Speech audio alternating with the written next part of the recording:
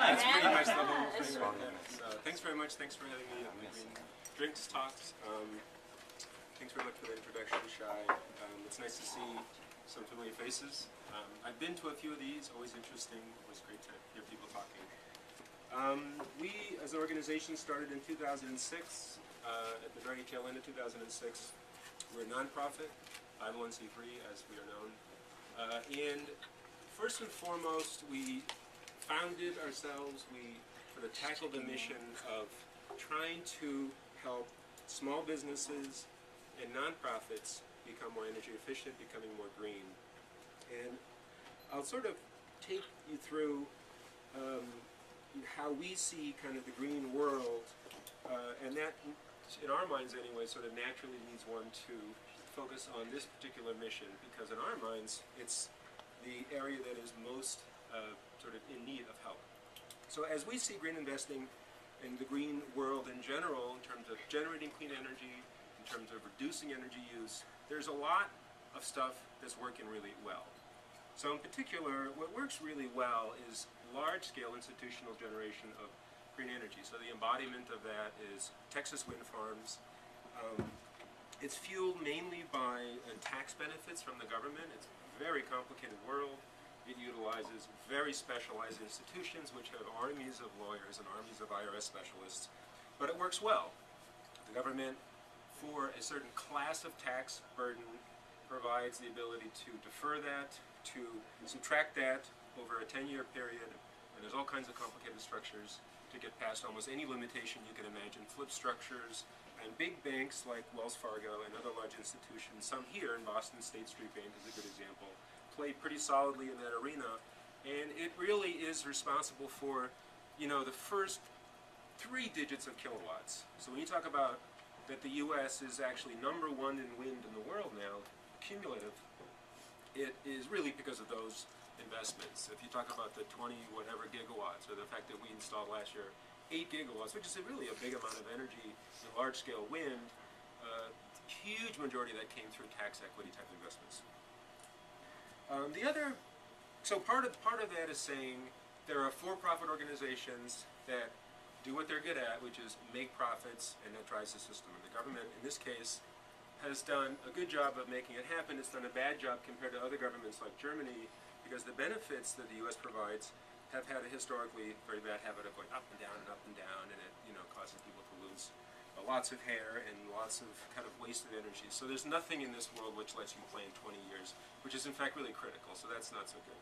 Germany, with their feed-in tariffs, has a more logical system. It allows a lower cost of delivery of some of these technologies. Another piece of the world that works great is ESCOs, Energy Service Corporations.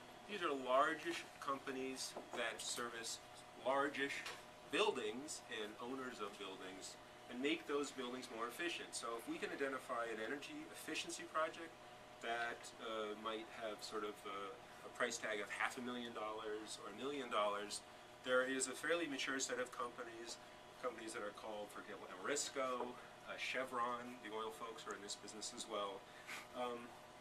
And again, I mean, love them or leave them, they do a lot in terms of making big institutions, big buildings more efficient.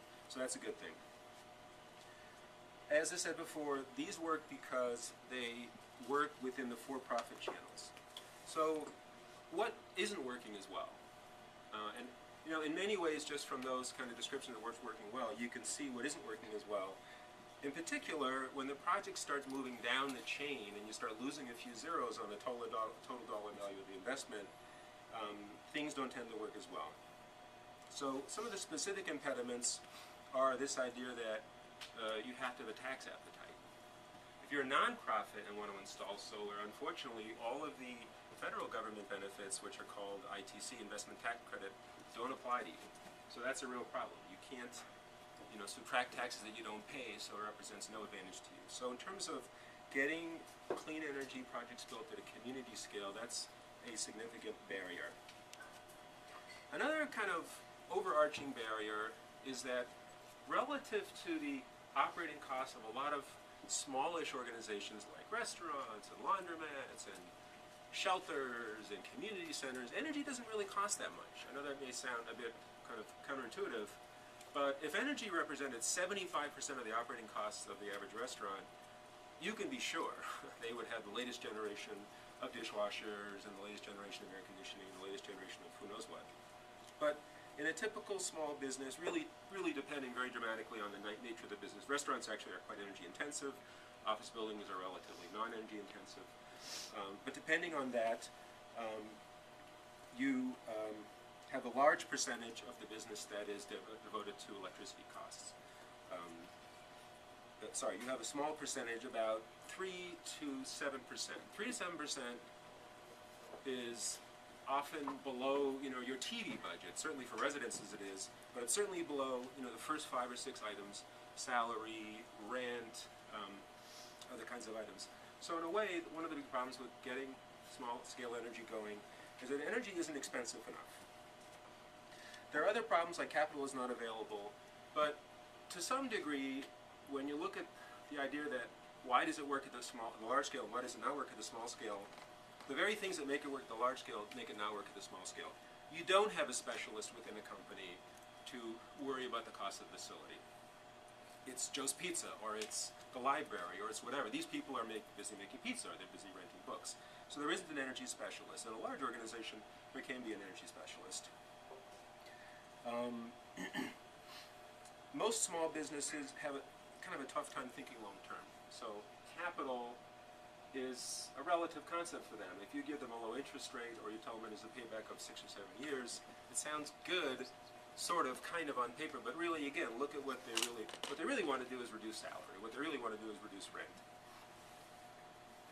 So in that kind of frame of mind, NGE and honestly a lot of organizations are trying to tackle that group of people, because a lot of the normal sort of structural places in the system don't really work for there. There isn't a big enough economic incentive to have them self-educate and aggressively pursue energy savings.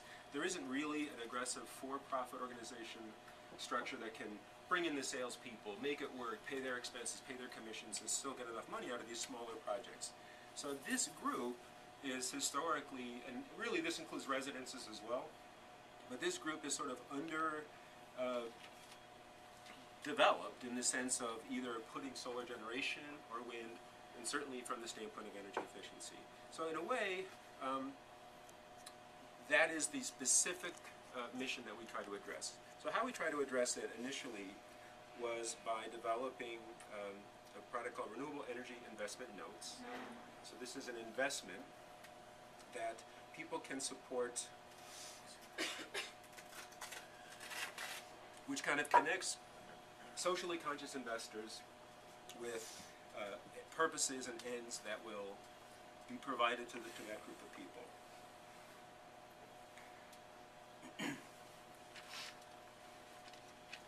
The other ways that we support them, and there's various ways, but the other ways we support them are to help them as directly as possible. So one of the problems with just providing financing is that, kind of back to the old dilemma, what you find is that they aren't self-selecting, having identified these projects and sort of saying, well, we have everything lined up and we just need this great loan at such and such percentage rate. They don't really know that they're energy efficient. So in a way, what you really need is a system to ideally walk through the door, help them save energy, identify the areas where they can save energy, identify whether they're a good candidate. And certainly in bits and pieces, there are organizations that can do that. Solar installers can do solar estimates. And you find that more self-educated restaurants and more self-educated office building owners do that. But the penetration rates are very low. There's a lot of studies, but for example, the state of Vermont did a study which looked at the absorption rate of the adoption rate of state-based incentive programs, and of the available candidates, like 1 or 2%. So of the people who really were good candidates for efficiency loans or efficiency upgrade programs, only 1 or 2% were actually using them. So this kind of gives you, in a way, an understanding of the scale of the battle that we're up against, but it also tells you that financing is not the central issue.